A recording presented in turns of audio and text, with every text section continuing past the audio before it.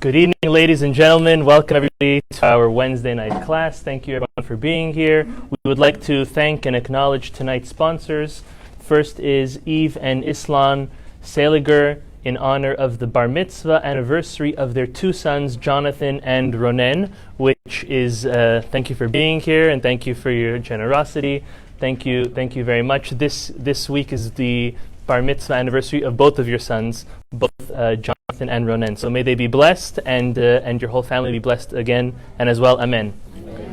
We have also a sponsorship by Mayor and Stephanie Friedman in memory of Mrs. Friedman's. Here we have a couple over here. We have in memory of her great aunt Celia Halperin Friedman, who was a woman of valor. We have also in memory of her grandmother Belle Halper.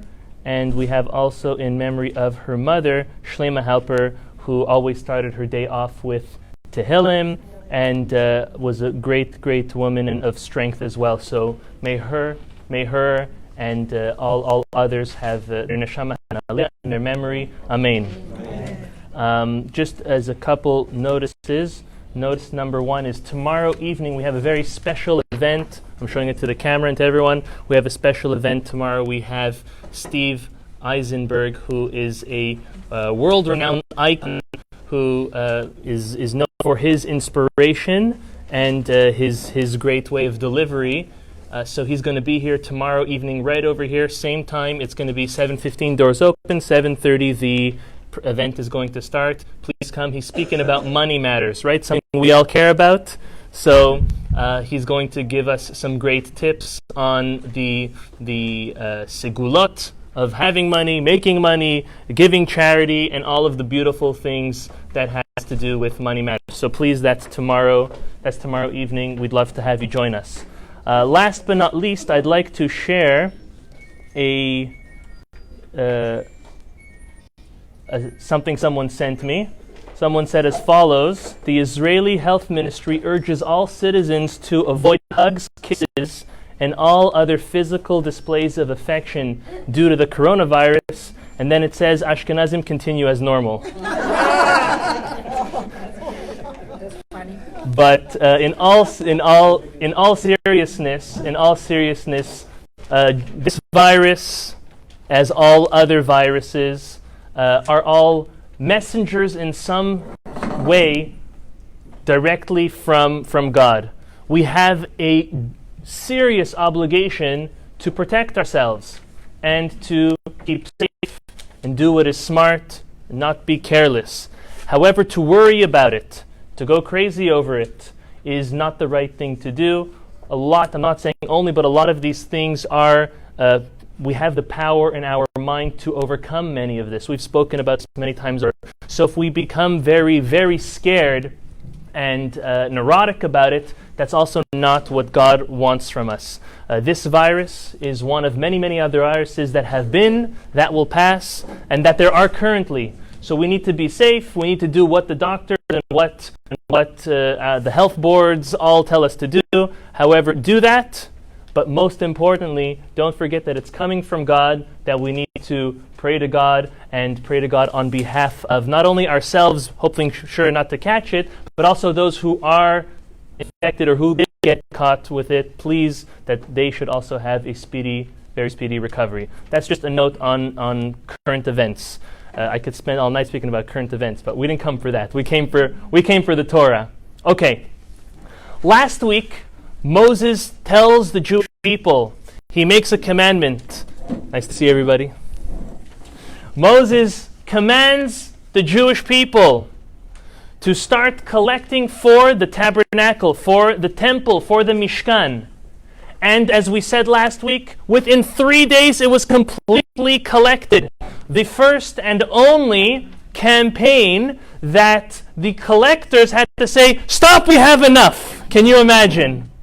And Moses did a great job. He had definitely the divine wisdom and inspiration from God to make it very successful. And that was practically last week's class, last week's Torah portion, the dimensions of the building of the tabernacle, along with all of its utensils and very special pieces inside. Just as a quick recap, we spoke about the dimension, the building of the ark, as well as the menorah, the table that had the showcase bread on it.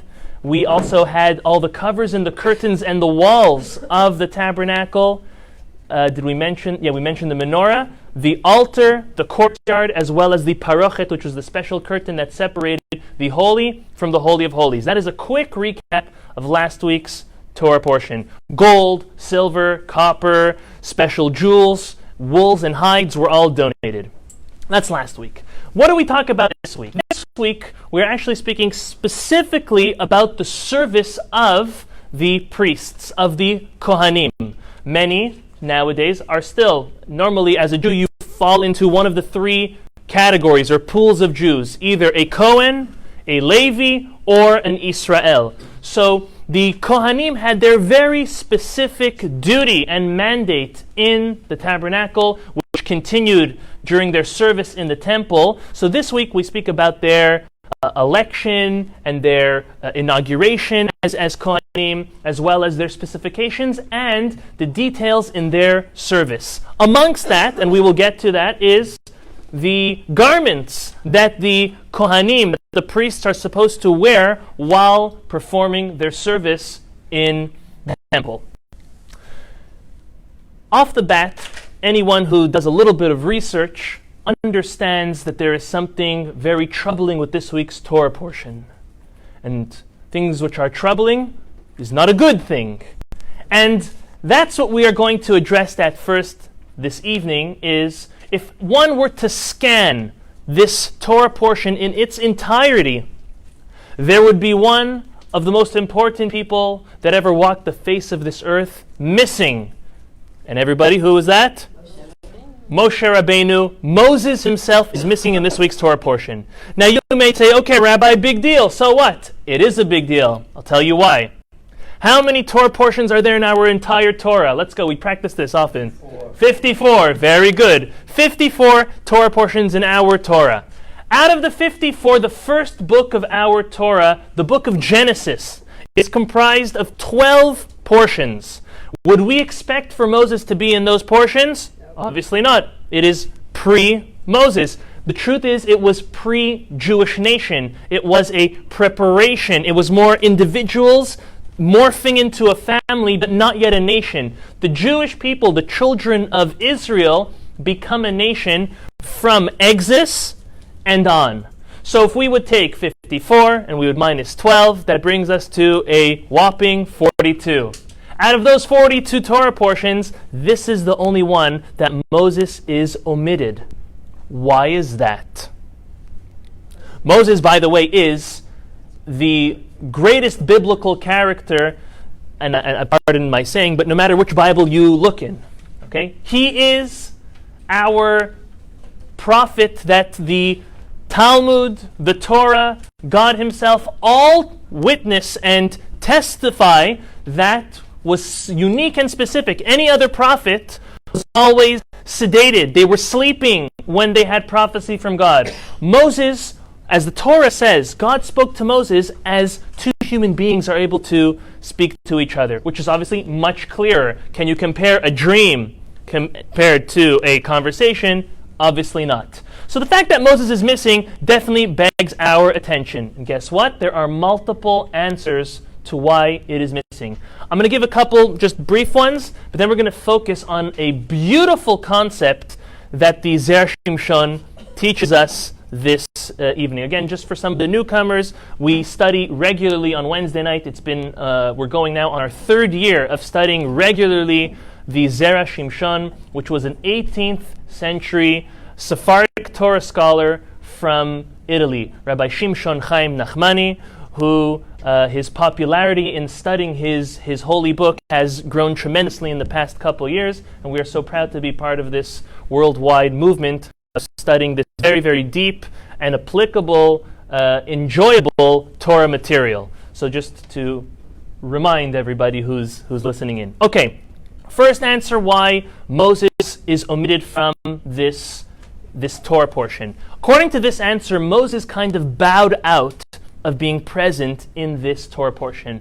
Now, to any of us, just our own name or a mention of ourselves in the Bible would be absolutely amazing. So for Moses to bow out of being mentioned in a Torah portion, he would definitely have a good reason for it, correct? So listen to what his reason is. He understands that he is not the high priest. He's not the Kohen Gadol. He was taken as the position of the king, the ruler, the messenger, the prophet. This was Moses' business card, right? His business card, okay, we're going to have to do what we normally do. I have only one business card handed to me today. We'd like to acknowledge Edward Kleinman for being with us, branch manager and senior vice president of wealth management at Raymond James. Thank you, everybody. Okay, we did the same thing last week. Anyone who wants their business or their business card to be mentioned, bring it up before the class. It's always a pleasure. Thank you, Eddie. If Moses would hand you his business card, you know what it would say on it? It would say leader, prophet, deliverer, messenger, king possibly as related to, spokesperson, even though he had a lisp. But he was not the high priest. He basically had almost all the positions besides for this. We'll speak about why. But because he was not the high priest, we all know who was chosen, his older brother Aaron, who was a saintly man, a holy man, a man of peace, an amazing individual. So can you imagine? You're normally the spotlight. You're Moses, and everything always, all the attention is on you. However, when we're going to speak about the mandate of the priests, of the Kohanim, and what they're going to wear, and how they are going to do and carry out all of their service. You know what Moses said? Moses said, I'm going to bow out. I'm going to not try to hog up the spotlight. I'm going to allow the time to shine for my brother to have that opportunity now. Some of us may have had these circumstances in our own lives. You may have a sibling. They may be older, they may be younger. And they may be greater at everything, or it may have been you that is greater than everything. And at a certain point, it becomes overwhelming and even obnoxious to the inferior, if we'd like to call it, obviously not inferior, but the maybe less talented, or the one that's getting less attention. Moses was teaching a tremendous lesson. I do what I do because God told me to do it. But as soon as God is now focusing in on someone else, Moses completely bowed out and said, the attention is not on me. I'm just a pawn, I'm just a messenger of God. At this point, the time to shine is for his older brother Aaron. It's a great lesson for us. There are certain occasions and certain settings where we need to say about ourselves or we need to speak about our family, but there are certain times where it's not the moment. If you attend someone else's bar mitzvah, it's the bar mitzvah of their children. Right now is not the time to speak about your own child's successes. Right now, the focus is on that individual. Same as when you attend a birthday party. The same as when you attend a wedding. When you attend a wedding, you don't go up to the groom and you start speaking about your wife or your girlfriend. No, that's not the right time and place. When there is a spotlight which is well-intended and due to a certain individual or for a certain thing, let it shine there and try not to push your way through to get some attention. As the Talmud says, those who run after honor runs very far. And guess what? Honor has faster legs. Okay? But those who run away from honor and respect, the honor and the respect of others runs towards you. Just don't turn around to catch it, because then it's going to run away. That's honestly, when people are genuine in not seeking honor and respect, it comes their way in a beautiful way, in an honorable way. This is the first answer. The first answer, Moses bows out. Second answer is, these are not the Zera Shimshon, this is just as an introduction. The second answer is that God punished Moses for refusing to take on the position of becoming the messenger, and because that his punishment was, even though Moses did agree to it, his punishment was that he was not going to be the high priest, and he was also going to have as a sign for that he's going to be missing from one Torah portion. Which one? Look at the following. Rabbeinu Bechaya says, as well as Rabbi Ovadia Yosef quotes it as well. Look at source number 1. It says, this going on during the negotiations of when the Jewish people sin of the golden calf. When they casted this golden calf, Moses goes up for 40 days to negotiate on behalf of the Jews to forgive God. Look what it says. He says, Ve'ata im tisachat otam. He says, now, God, please forgive. Please bear the sin of the Jews. V'im ayin. And if you don't, Moses, this is Moses talking to God. Very bold. If you do not forgive the Jewish people, mechenina misifrecha asher katavta. Remove my name from the book that you wrote. So he was definitely leveraging his personality, who he was, his name in the holy book, in the Torah. And you know what? God sees how much the leader stood up for the people. He said, good. But there's going to be a little bit of a result, a consequence. And the consequence is you're not going to be the high priest, and you're going to be missing from a Torah portion. Which Torah portion will it be? Look at the word. Misifrecha can also be read misefer kaf, from the 20th book. If you count from the beginning of Genesis till this Torah portion, today's Torah portion is the 20th Torah portion of our Chumash. So his punishment was that he was going to be taken out of the 20th Torah portion. Next answer, before we get to the Zera Shimshon's answer, is the Talmud tells us that Moses passes away on Zayin Adar, the 7th day of Adar. The 7th day of Adar was just yesterday. It always coincides within a week that the date of Moses' passing, which, by the way, as the Talmud says, was the day of his birth, a fully righteous person is born and dies on the exact same day. Why? Because it's a sign that they have completed a complete life, no matter how long they lived. We know in Moses' case it was 120 years, and we wish that upon everybody, to be born and to pass on the same day for 120 years. Yes, that's our goal. That's our great wishes. We hope so, in good health. However, the fact that Moses passes away on Zayin Adar, which is always in the same realm as this week's Torah portion, the Torah made a mention or made a point of excluding his name this week to remind us that he is physically missing from us. However, his command, his teaching is always continuing with us. His good memory is always with us. Now coming into the Zera Shimshon's answer. So we gave an answer of humility, we gave an answer of punishment, we gave an answer of the 20th Torah portion, and we gave an answer of the day of his passing. That's all the simple explanations. Now the Zera Shimshon is really going to give us a run for our money this evening. That's why we provided some sources that in order to help us follow along, because he builds it in a beautiful and perfect manner, this following answer. I'll tell you the answer, but it's going to mean almost nothing to you until we go through the explanation. His answer is that God's reason for the fact that the Jewish people were not led into Israel by Moses is really alluded to by Moses missing in this week's Torah portion. And it makes sense, because if Moses is absent during the conquering and the establishment of the land of Israel, well, it would make sense that he is missing somewhere in the Torah, and it's this week. Why this week? We're going to have to understand that. But that's his overall answer. The missing of Moses, and the reason of Moses not being present during the conquering of the land of Israel and its establishment, is very apparent from this week's Torah portion. And how so? So, if anyone would please pay attention. This is the only one that I didn't put in. My sorry. Okay, I'll read it to you, because don't worry, there's how many other sources are there? Okay, there's 17, so bear with me on one of them. The end of last week's Torah portion, I'm almost positive I put it in, that's the truth. 27. No, I forgot it. Okay, fine.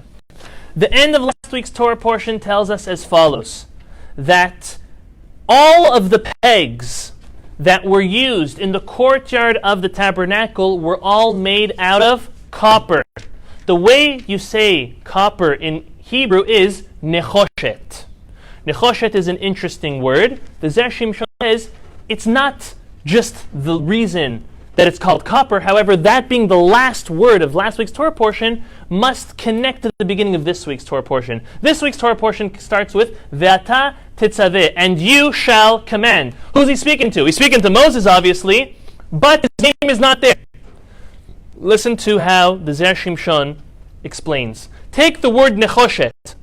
We do this always. We make acronyms of a Hebrew word to mean something. Take the word nechoshet, the letter nun. Nun will stand for ner. Ner means a light. Hold on that one. Next, chet. Chet stands for chodesh, which means a month. Shin stands for shekel. We all know what a shekel is, right? A coin. And the taf stands for tir'eh. You will see, or I will show you. What is this alluding to? The Talmud tells us, can you imagine, out of the 613 commandments that God gives to Moses to transmit to the Jewish people, there were 3 that Moses kept on scratching his head and telling God, I can't understand it. I can't wrap my head around it. Only 3. That's good. 610 out of 613. That is a great track record. Okay? Which 3 are they? The Talmud tells us that Moses did not understand when God was commanding him to create a menorah, which is alluded to by ner, candle. He didn't know what to do. That's number 1. So what did God have to do? He came and he showed an image of fire of a menorah. And do it like this.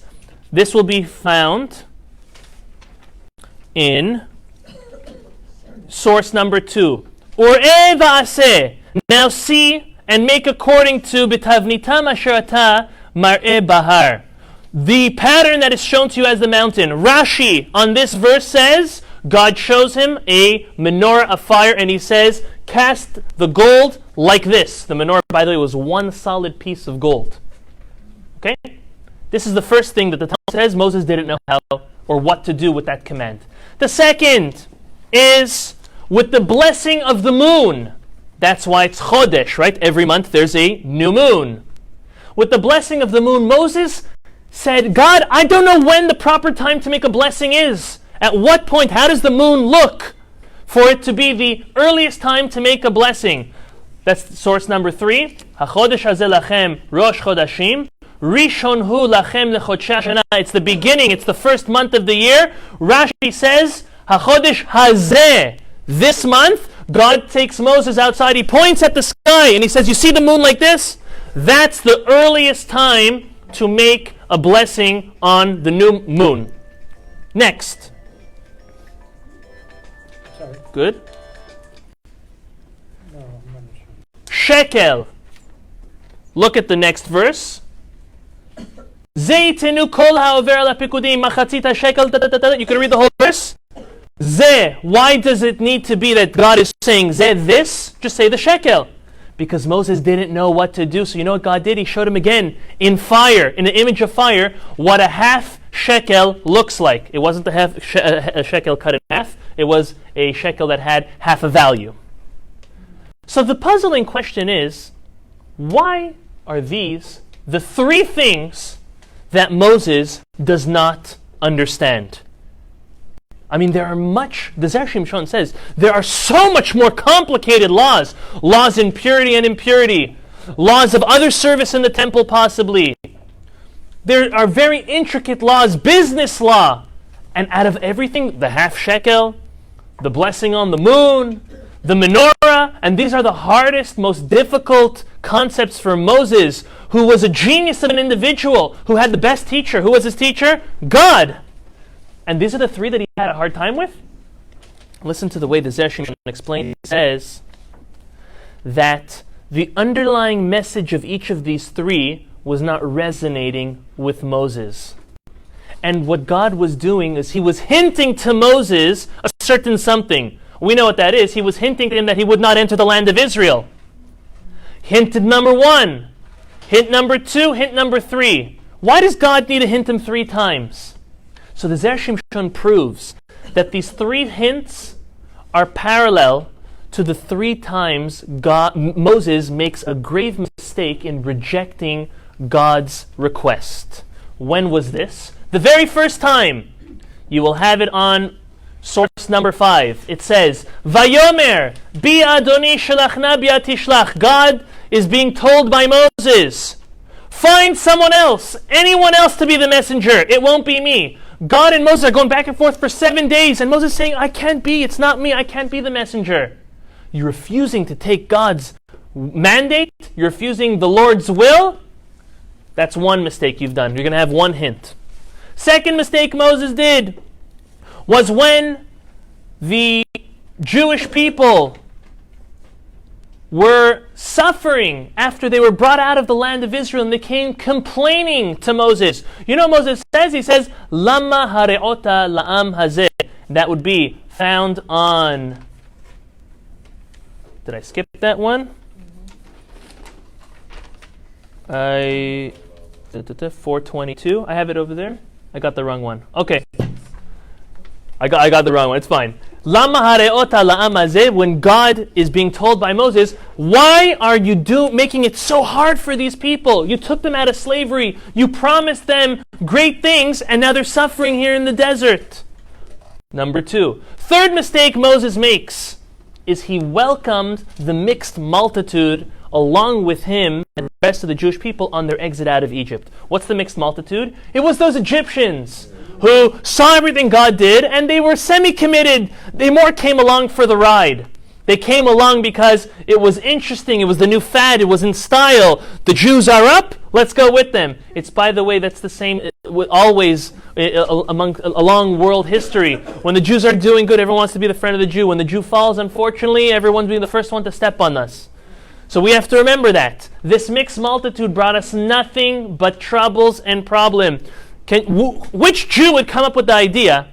If you find him, introduce him to me, okay? Which Jew would come up with the idea to collect everybody's gold and turn it into a golden calf? That's not a Jewish concept.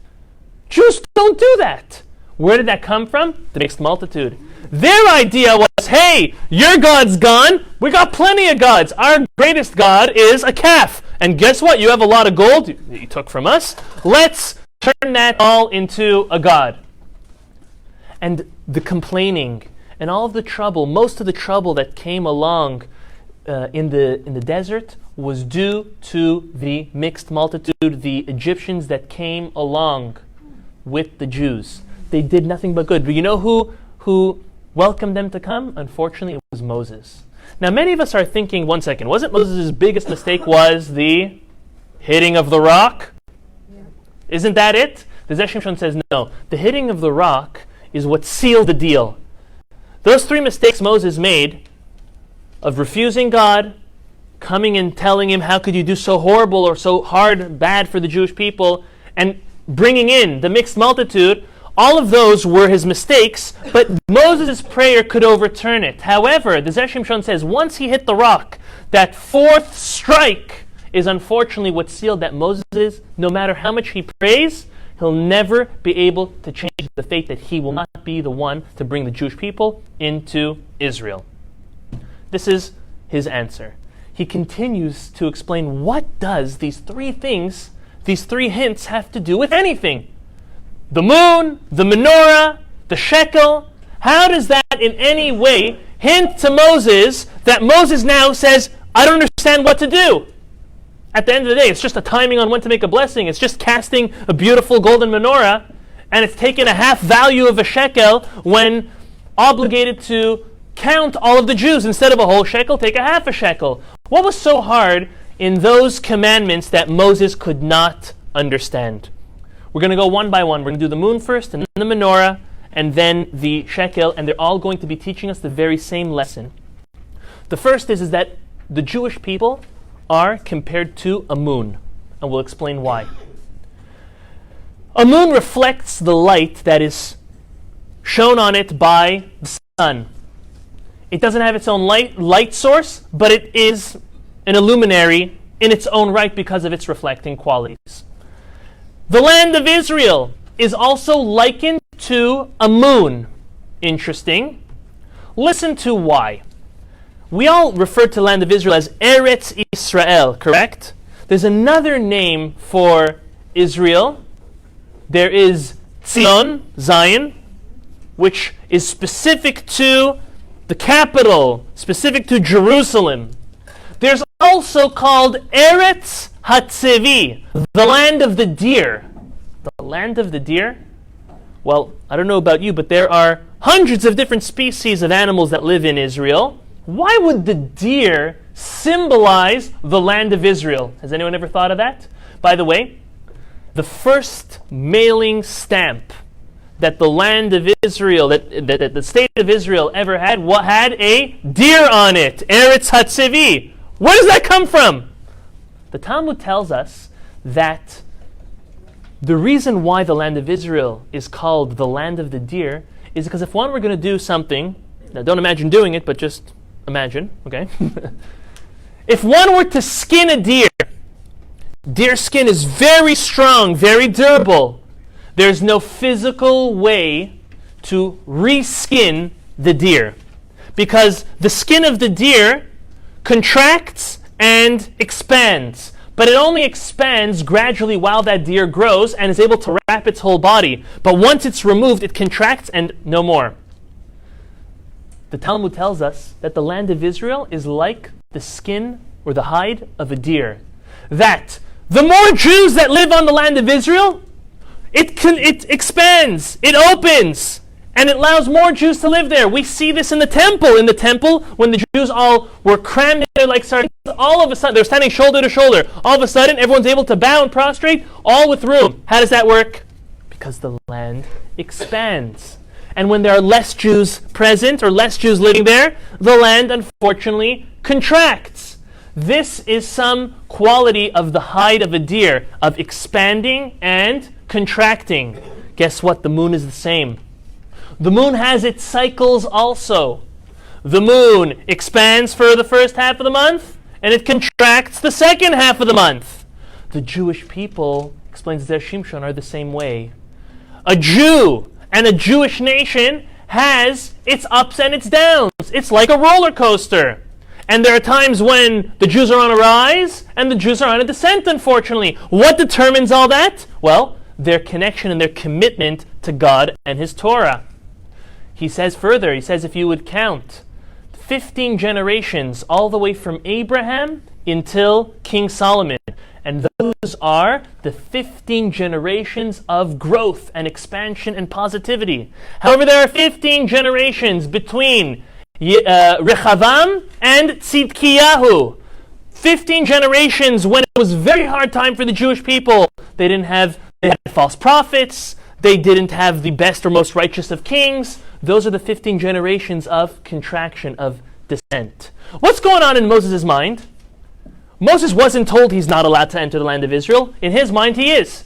God's hinting to him, make a blessing on the moon. Why would I have to make a blessing on the moon, Moses says? A moon symbolizes this idea of expansion, but also contraction. In Moses' mind, he's saying, when I bring the Jewish people into the land of Israel and I build a temple, that's it, game over, we won the game. So to say, we came to the ultimate purpose of creation, of the Jewish people receiving the Torah, entering the land of Israel, building the temple, which is a connection between the spiritual and the physical in this world, is good for such a mitzvah. God was hinting to Moses, wrong. You're not going to be the one entering the land of Israel. You're not going to be the one that's going to build the temple. So this moon blessing of this roller coaster phenomenon is still very applicable. That's the first. Second, when it comes to a menorah, if we look back, I'm going to tell you which verse we are. Go to source 7, please. In last week's Torah portion, when Moses is being commanded by God to cast the menorah, it says, Ve'asita menorat zahav tahor, make a pure gold menorah. Miksha te'aseh ha-menorah, you shall make it out of, meaning hammered work, meaning one large piece. We could continue all the rest of the goblets, the knob, the base, the stem, the goblets, the knobs, the flowers, all in one piece, cast it. There's a letter that is very extra in the word te'aseh. Te'aseh means to make. But there's a yud over there. You see the yud? 1, 2, 3, 4, the sixth word of that verse has a yud, te'aseh. It should have just said ta'aseh. It should be done. Why is it te'aseh? The Midrash says that extra yud is coming to tell us, allude to the lighting of 10 menorahs. Why 10 menorahs? If you would take 7 branches, which has 7 lights, times 10, you get to the number 70. Why is 70 so important or so noteworthy? Because there are 70 nations, other nations in the world besides for the Jewish people. Now, when God comes to Moses and tells him, make a menorah, Moses is thinking, make a menorah? Why shouldn't I make 10 menorahs? There's an extra yud over there. Yud is the numerical value of 10. I should be making 10 because I should be illuminating the entire world everlasting. Because when I come in and I build the temple, that's it. Game over. We got to our goal, our mission, our purpose. God says, no. You only need to light 7 for the initial conquering of the land for the 7 nations that are living in the land of Canaan, in the land of Israel. But all 70, that's not your job. You know who's going to do that? King Solomon. King Solomon actually made 10 golden menorahs and lit them all to bring light upon the nations and to illuminate the whole world, all 70 nations, through that lighting. So again, Moses thought he would be the one for the end game. Answer was no. Now listen to the shekel. This is very interesting. Shekel means coin.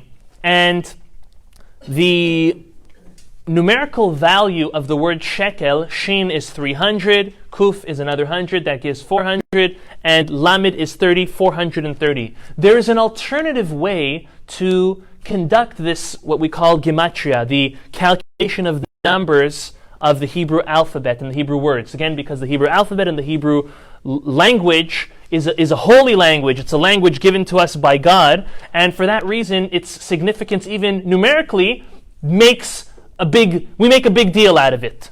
Our sages, the Torah scholars, they make a big deal out of gematria, the numerical values.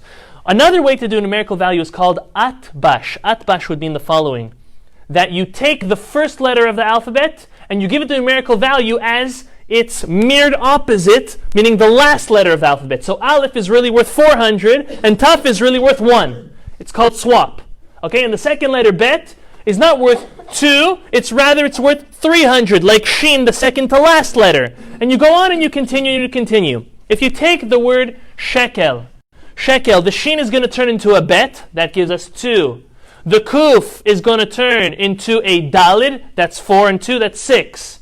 And the Lamed turns into a Chaf, which is 20. That gives us 26. Is 26 a random number? I think not. 26 is the name of God. Yud and Hey and Vav and Hey equals 26. God's name, his name of mercy, is 26. So look at Moses. He's saying, God's telling me to bring half a shekel. That makes no sense. That means only half of God's name is worthy and valid in this world. No. When I build the temple, when I bring the Jewish people into the land of Israel, that's it. Everything should be in perfection. Your name should be whole. God says, bring half a shekel. It's not going to be you, the one who brings the Jewish people in and to build the temple. These are 3 hints corresponding to the 3 mistakes or rejections that Moses made and Moses did when he came in, meaning prior to taking upon his position as the leader of the Jewish people. So, just as a review, Shelachna biat tishlach, when he says send someone else, that's corresponding to the moon, which also corresponds to royalty. Why is a moon considered royalty? Because remember, when God created the world, he created a sun and a moon which were equal. They were both. And then the moon says, could there be 2 heads of a ship? 2 captains? 2 kings? There can't be. He is still royalty, but he was demoted. Moses, you're being demoted just like the moon was. You're not going to be the one that's going to lead the Jewish people into the land of Israel. The second of, when he said, how come have you done so much harm, so much bad for the Jewish people? That's corresponding to the menorah, which is a light upon the nations. Moses, you're not going to be the one that lights for everybody. Rather, it will be King Solomon. And then, when Moses accepts the mixed multitude, the Erev Rav, the Egyptians, the local Egyptians, he tells them, bring half a shekel, not a whole shekel. Why? Because it won't be you the one that brings the Jewish people in. On the contrary, you're going to have to collect half a shekel in commemoration for all of the money and the gold that the Jewish people had to spend on the golden calf, which was caused by you accepting the mixed multitude, the Erev Rav, the Egyptians, into our society. So just as a lesson for the first segment of tonight's class is as follows. God very often sends hints our way in our lives. It may be people we meet. It may be places we go. things we read, we learn, we see, and sometimes they're alluding to something positive, sometimes they're warning for something negative. Moses was having a very hard time picking up on the hints God was sending him. The hint was clear. You're not entering the land of Israel. That's why he couldn't understand those 3 mitzvahs. Until God came and told him, stop praying for that because it's helpless. You cannot change this decree after hitting the rock. It's not going to change.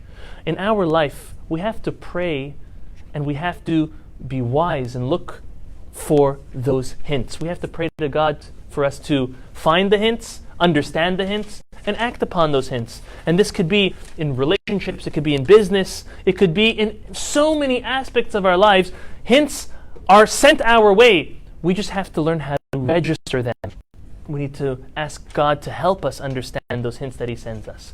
But I think a more fascinating lesson from this segment is, look how Moses does not stop praying even after he gets those hints. One second, you think he didn't get the hint? If we sometimes pick up on a hint, I can guarantee you Moses picks up on hints. Guaranteed. He picked up on the hints. But he never stopped praying until God said to stop. Moses delivered a total of 515 different prayers to beseech the Almighty to be led into the land of Israel. God says stop. What happened to all those prayers? Was Moses let in? No. Where did all those prayers go? The Talmud tells us all those prayers were saved and reserved. There's no such thing as a prayer that goes to waste. All of those prayers were saved and reserved for the Jewish people and for the land of Israel, everlasting.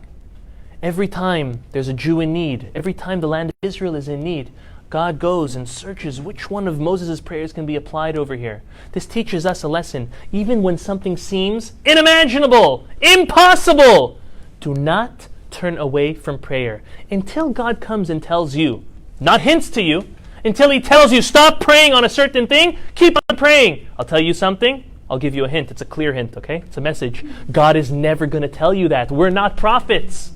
He will never tell us stop praying for something. You know what our duty is as a Jew? Pray for whatever we want as long as we can. And even if it takes forever. And we should never give up. Moses did not give up. We cannot give up on prayer. We cannot give up hope on ourselves, on our loved ones, and on anything, any matter. Having said that, this is the first segment of tonight's class. Second segment is directed towards the garments of the Kohanim. The priests every regular priest had 4 garments, and the high priest, the Kohen Gadol, which the first one was Aaron himself, Moses' older brother, had an additional 4 garments. I'm just going to rattle off the 8 of them for you, the 4 plus 4, just so we understand what we're talking about. And then we're going to speak about, in my opinion, the most fascinating of the garments, and I think you'll be able to guess which one it is in a moment. So the first is a ketonet, which was a tunic. It was a certain type of apron that was worn by each and every Kohen. The second are michnasayim, pants. Again, every Kohen wore that. Mitznefet was a turban, and the fourth for the regular Kohen was an avnet, which was a sash. It was a type of belt. On top of these 4, the Kohen Gadol, the high priest, donned another 4 garments specific to him. Listen, number 1 was the choshen, the breastplate. The ephod, which was another apron. The me'il was a robe on top. And then the tzitz, a very special head plate. A golden head plate that had God's name on it. I think we can all agree that the most fascinating of all of these garments was the breastplate. The breastplate was made out of solid gold, and it had 12 unique and special gems, jewels, all in line, all corresponding to the 12 tribes of Israel. Each of the colors corresponded to an attribute of that tribe, and in corresponding to the color of the flag of each of those tribes. It was very special. Now this device, I call it, was also used as a communication device between the Jewish people and God. Meaning, before the Jewish people would go out, set out to war, they'd go to the Kohen Gadol, to the high priest, and say, would it be the proper time to go out to war now? And the Kohen Gadol would pray to God, and there would be a certain code that would light up on the breastplate in these gems that the Kohen Gadol was able to understand to know if now is the right time, later. Very specific questions for the well-being of the Jewish people were communicated to through there and answered through there by God. It was very, very special. We're now going to focus on the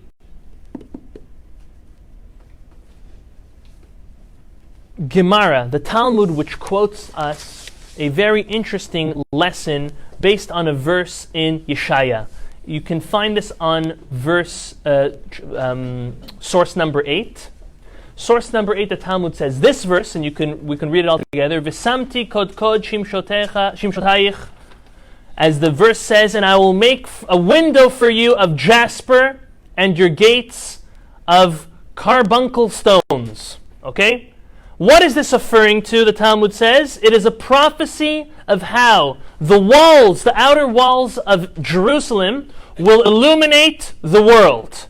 When Jerusalem and the temple will be built, that outer wall will be so beautiful, it will bring light onto the entire world, prophesizes the Navi, the prophet. The Talmud says that there was a debate on what type of stone was this. One opinion says it was the Shoham stone, and another opinion says it was the Yashfe stone. So, and we'll explain what these two stones are in a moment. Now, the Talmud says, God comes and says, you know what, because there's a dispute about it, both of those stones are going to be the ones to construct and build this outer wall. A combination of the Shoham and the Yashfe stone. So what are these two stones, and why are these the two stones chosen? If we look at this breastplate of the Kohen Gadol, the last two, the second to last one corresponding to Joseph, is a Shoham stone. And the last stone corresponding to Benjamin is a Yashfe stone. What are so unique and special about these stones? The Zera Shimshon tells us, get ready. He says, a Shoham stone brings the following 4 great qualities and blessing it carries this asset. Number 1, good memory.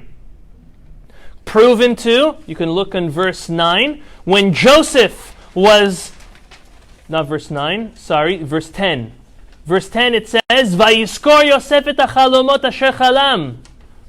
Vayomer alehem miraglim atem lirot et ervat haaretz batem. The Zera Shimshon says, Vayiskor Yosef. Yosef had a good memory. We learn from here that the stone which represents him also brings good memory, the Shoham stone.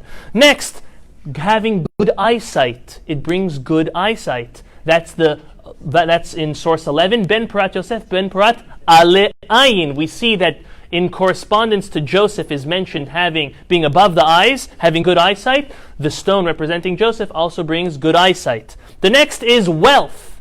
Look at the next verse. The next verse says, Vayhi Adonai et Yosef, Vayhi ish matzliach. He was a very prosperous and successful individual. Again, the stone of Joseph. And the fourth attribute and asset it brings is also wisdom. As we see in source number 13, that Paro tells Joseph, En navon v'chacham kamocha. There's no one as wise as you. So in a nutshell, the Zera Shimshon is saying, the 4 great assets that this Shoham stone brings is memory, eyesight, wealth, and wisdom.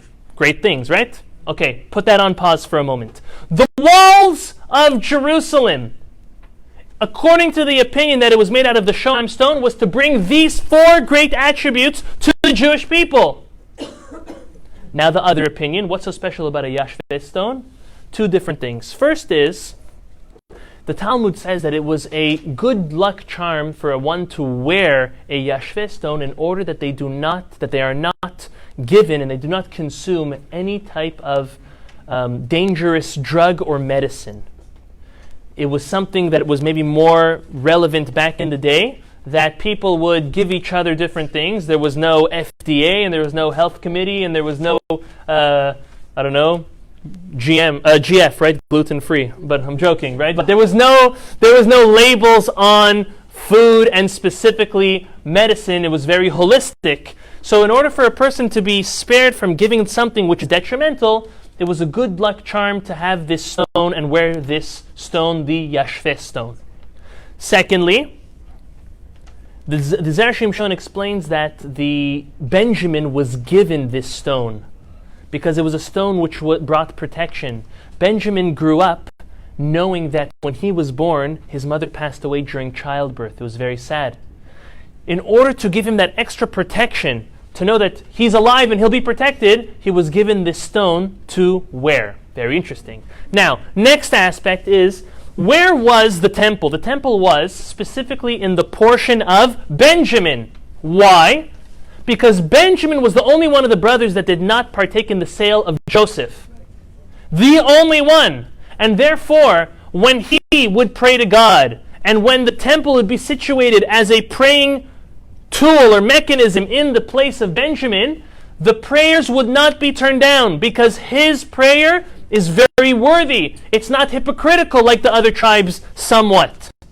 If you take the word Yashfe, which is the name of the stone, it could also be read as Yesh Pe.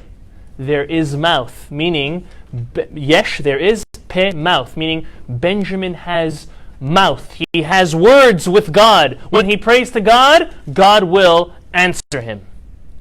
So these are the two great aspects of the Yashve stone. Number one, that it provides protection. Number two, that it provides the opportunity to be answered in prayer. Now, comes God and says, we're going to fuse both of these stones and all 6 of these aspects all into the outer wall of Jerusalem. Now, I'm sure we're all wondering, Rabbi, what stones are these? I would like a stone that if I would have or if I would wear, that it would bring me health and wealth and wisdom and protection and power of prayer. All of, what do we say? Eyesight, wisdom, memory. Isn't that something we all would want? Well, tonight I'm going to reveal and even display these stones. Okay? The first stone, which is called the Shoham stone, this is the stone of Joseph, which brings wealth, memory, wisdom, and eyesight, is a black onyx stone. I have here a couple of examples of what black onyx looks like. Okay? This is a black onyx stone. Now we understand that the nature, and especially the elements and minerals in the world that we live in and in stones, do have an effect on us physically, and it must mean that it has an effect also spiritually. I remember, and I don't even remember what it was, but my grandfather, maybe he live and be well, years ago, he stuck out his arm like this. And he came up to all of us and he's like, push the arm down. Now all of us young whippersnappers push my grandfather's arm down, no problem. My father, my uncles, I mean, who can hold an old man? Can an old man hold his hand up against some strong young boys? Not really. He puts his arm out, and each of us, one by one, push his arm down. We're like, Pups, what are you trying to do? Did you hit up the gym and you're trying to show off? He said, 1 second. He walked out of the kitchen. This was in his kitchen, I remember. He walked out of the kitchen, he came back. He put his arm out. He's like, push my hand down. And each and every one of us, as muscular as we claim to be, we couldn't put my grandfather's hand down. And we said, why? He opened his hand and he had a stone in his hand. I don't remember what type of stone it was. I have to ask him. But he had this stone in his hand. So there is some truth to strength and positive effects that stones have. That's the reason why I'm telling us this story. So here is some examples of what black onyx looks like. If anyone would like or know how to purchase, Amazon is obviously the easiest, but if not, Eileen Friedman, who is normally here, is not here. She has supplied the help for people to find black onyx stone as much as you would need. So these are the black onyx. Next is a Yashfe, which is a jasper stone. This is an example of what a jasper stone looks like. It's just shaped in a heart. Okay, but this is the color of what a true jasper stone looks like. So let's just imagine for a moment that the walls of Jerusalem, This is way before, like, we're going to go now to Israel. Anyone who goes to Israel, you go to Jerusalem. Do the walls look this beautiful reddish and black combination? Can you imagine how stylish and beautiful, and that was, I guess, modern style and architecture back in the day? But it doesn't look like that nowadays. Everything was destroyed. It was destroyed, and then it was rebuilt with this, as we call, beautiful beige Jerusalem stone. But the real Jerusalem stone is a combination of this and this. Can you imagine how beautiful the walls looked? And this is what the Talmud says provided light onto the whole world. Now, it wasn't just in a physical way. It was obviously in a spiritual way. What was being conducted in the temple shone off of these walls and brought light onto the whole world. This is a tremendous lesson. Besides for learning cool scientific facts and spiritual facts about stones and rocks, which is all very exciting, but we have to remind ourselves is that we are a light upon the nation. It is our responsibility, is our mandate as Jews. This was all the way back in the time of the temple. This was the example that Abraham gave to the world and passed on to his son Isaac and to Jacob and to the tribes, into the Jews in Egypt, out of Egypt into the land of Israel, and now dispersed all over the world. This is our mission in life.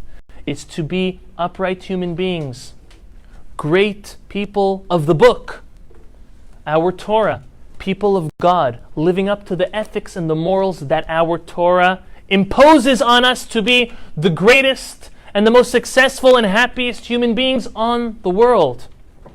And we have to live up to it. Can you imagine how beautiful the temple was in its glory?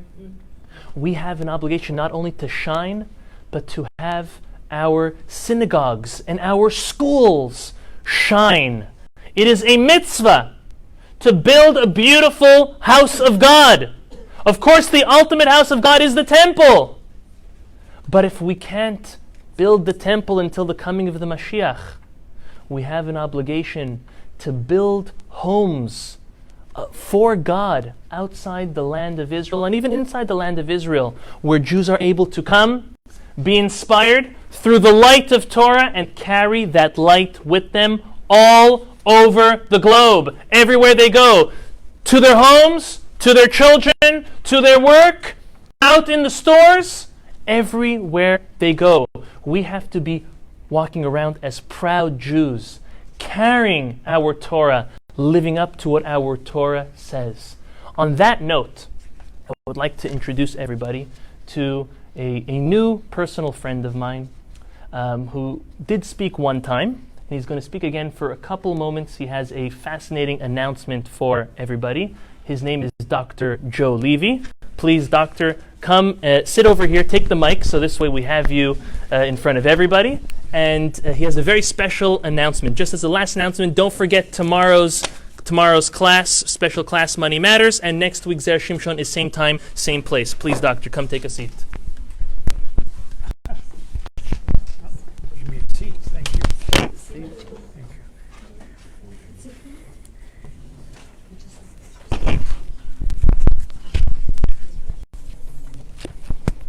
Take a seat. Thank you. Thank you, Rabbi. As usual, beautiful presentation. Enjoyed it very much. And it inspires me to come again and again.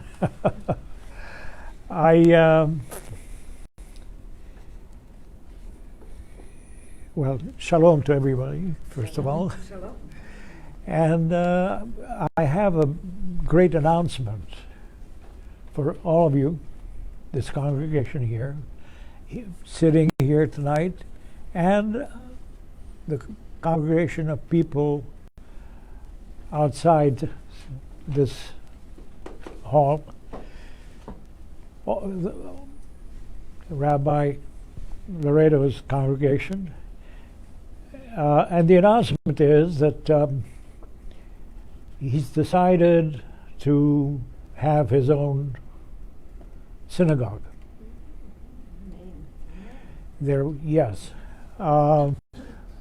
we're looking at a piece of land, a vacant piece of land nearby, and it's a big project, and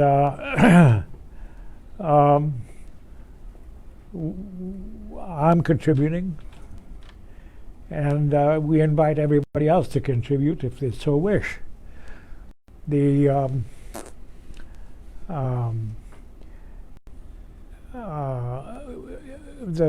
Of course, it's a big enterprise, costly, but it's doable because Rabbi Laredo is so inspiring, and I brought with me a check. Yeah, thank you. Doctor, maybe tell everyone why and in memory of. Oh, yes. Okay. Rabbi Laredo has agreed to name the new synagogue Bet Zion, and that's because I lost my son, and his name was Zion, and it was 8-9 months ago that he passed away, and this is in his memory, in his honor, and his life. So I last time when I spoke here, my I said,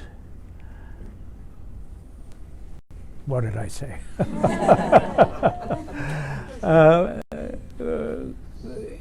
In any case, we're very pleased. I'm very impressed with the rabbi here, and I'm gonna do my best to make his dream come true.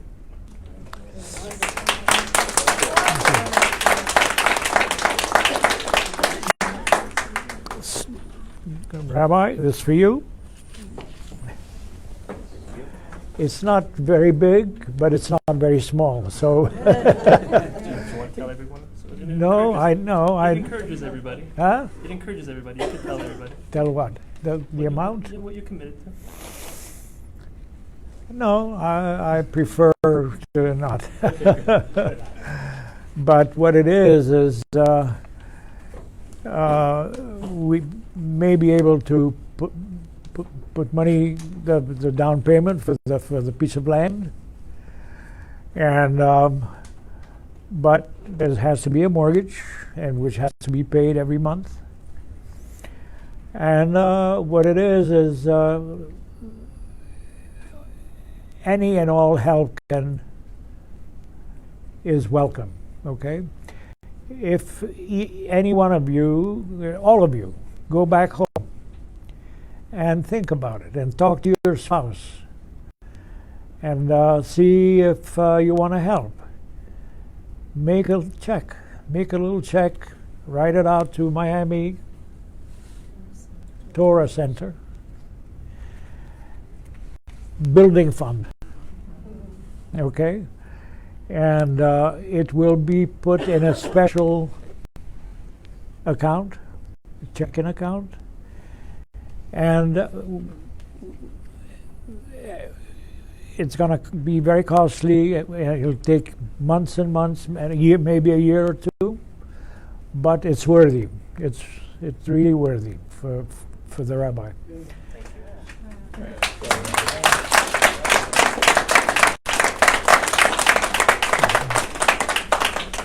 Thank you. Thank you. You're welcome. Thank you, everyone, for coming. Thank you.